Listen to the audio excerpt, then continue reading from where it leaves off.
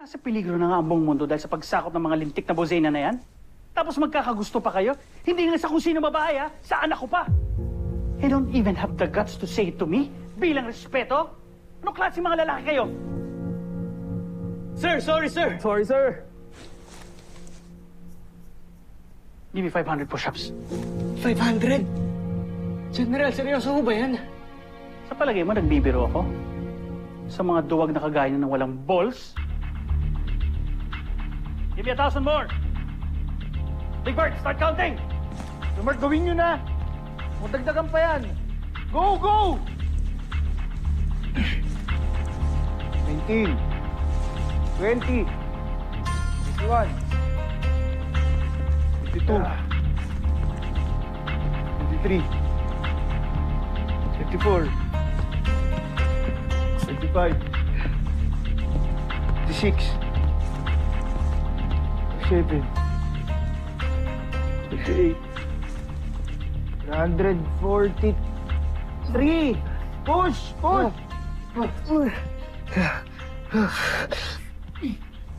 240. Up, up, up! 144. Kuya. Ano, kaya pa ba? O baka sumusuko na kayong dalawa? Kaya pa, sir. Kaya pa po. I don't think na kaya nyo pa. I think you've reached your limit na already. Stop it. Pilots, stand up.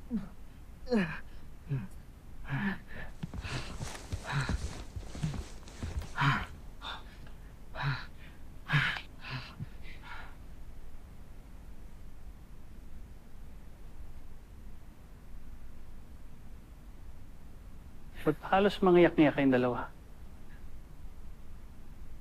Wala ho, sir.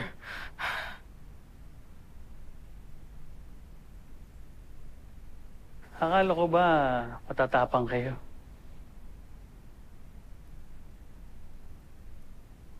Parang mga duwag kayo eh. Hindi nyo nga kayang aminin na hindi pala kayo astig eh.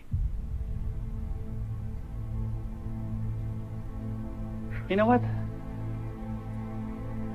You're not kids anymore. Sa lahat ng mga nakalaban ninyo, lahat ng training ninyo, hindi ba dapat you've become grown men?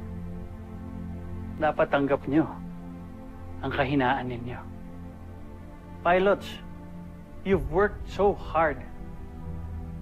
There's no shame in reaching your limits. Kaya nang dapat hindi nyo ikinahiya o ikinatakot na aminin sa akin na tao rin kayo.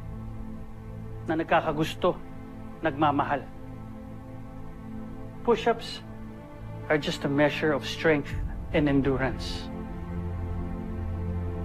But remember this, men. The most crucial battles are fought in your hearts and minds.